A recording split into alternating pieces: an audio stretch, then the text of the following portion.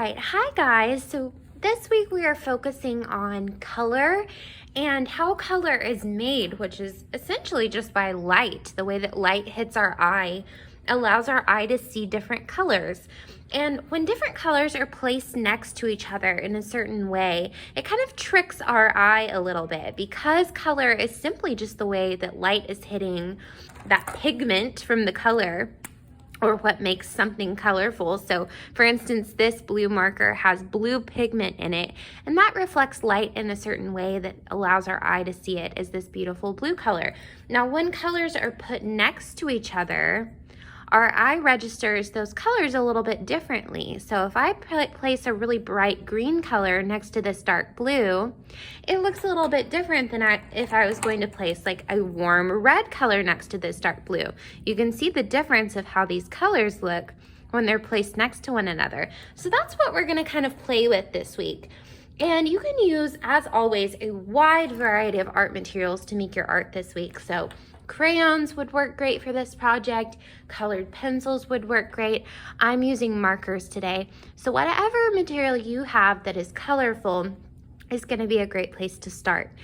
And personally, my goal for this week is to use as many colors in my artwork as possible. So I'm not just selecting all warm colors or 4 of my favorite colors. I'm really going to try to work as hard as I can to incorporate as many colors as I can into my artwork.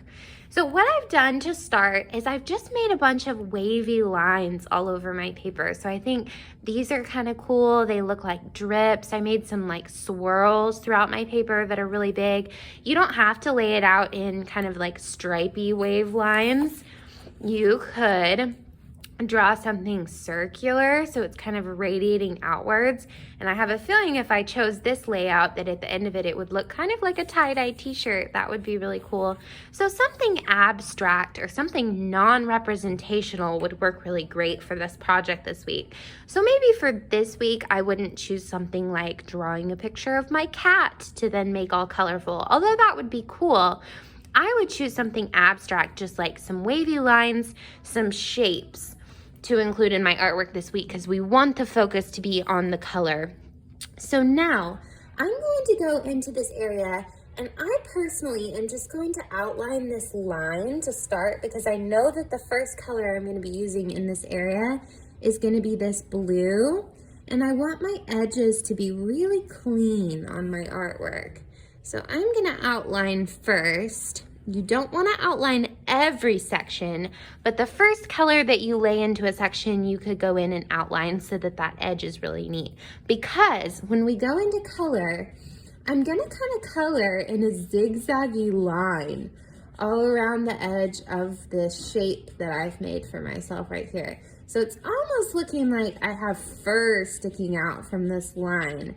I'm doing this zigzaggy line, and this could be as thick or as thin as you want it to be. It's up to you. So I'm kind of zigzagging along my curvy line. I'm following the curve with the direction that my zigzags are going. And then any areas that I need to go back into, like this one, and kind of fill in those white spaces, I can do that at the end. So I'm going to keep going with this dark blue color, and then I'm going to choose a color for my next row that is going to kind of complement this color. So I'm going to think to myself, I wonder what this color would look like with a bright green next to it. Or I wonder what this color would look like with orange next to it, right? So by the end of this project, you should end up with something that I think kind of looks like a tie-dye effect on your paper. So you're making these lines with your paper, with your colored material that aren't even. We're not doing stripes. We're kind of making them jagged on the edges, and there's a reason for that. If our lines are jagged on the edges, they're going to blend really well into the next color that I use. So I think for my next color, I'm going to choose this really bright kind of olivey green, and I'm going to go in and I'm going to do another layer of the same thing all the way underneath that first color that I put down. So I'm doing my zigzaggy lines, and now I don't have to be careful about the white spaces above it because I'm filling that in with my next color. So I'm going all around and making these zigzaggy lines. Like I said, they could be as long or as short as you want them to. So if you want each band of color to be really thick, you can do that. If you want them to be tiny, tiny thin, you can do that too. And they don't have to be perfect. That's the great thing about this project is like if you make an oops, make a mistake, that's okay because it's just gonna blend right into the next color and look great. This is a project where you can be a little bit scribbly, a little bit messy. So now I've got that lime green down and you can see those are starting to kind of blend together. So now I'm gonna switch colors again. I think this time I'm gonna switch to this kind of like mint green because I wanna see how all these different shades of green look next to each other. And so you can see these colors, I'm overlapping them just a little bit so they're kind of blending together. And this works really well with colored pencils or crayons because those materials blend even better than marker. So you'll see in the areas that you're overlapping these colors, you might end up with some color mixing and develop a whole new color for yourself just because those areas are overlapping on your paper. So I'm going all the way around with my zigzag kind of fur texture. And then I'm just gonna switch colors again. So now I wonder what like a really bright yellow would look like for my next one. What's that gonna make with the color above it? Well, it kind of turns it into a different color of green where those areas are overlapping. How interesting. And then I think below this, I'm gonna do an even brighter yellow, like a more vibrant yellow. This would also be really cool if you wanted to write your name and then do this inside of the letters, like in bubble letters. That would look super awesome. Okay, so the last color I'm gonna grab is this really bright one. And I'm wondering how this is gonna look next to this kind of golden yellow right here. Let's see. Ooh, this is kind of a lime green.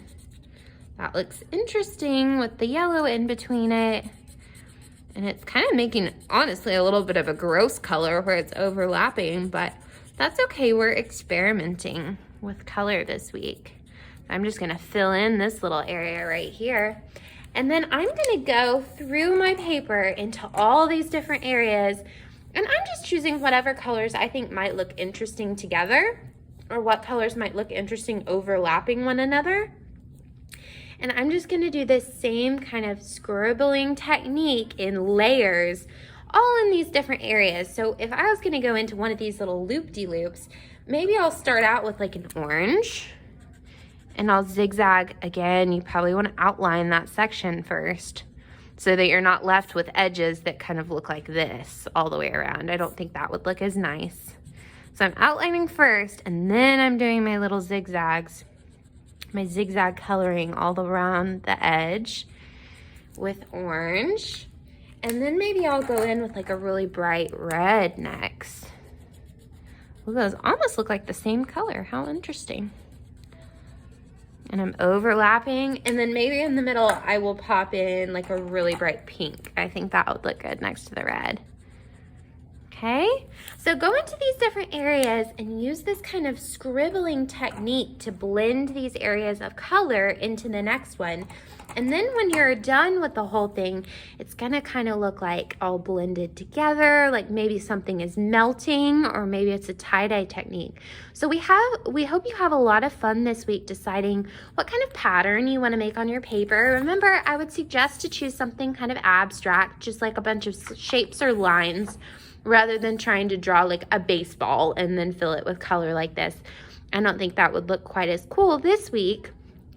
And then just either trying to use as many colors as you can, like I did, or you're using certain colors in certain areas, like maybe you want to keep one area really warm colors, like blues, greens, purples. You want to keep one area really warm colored. Maybe you want to mix those together.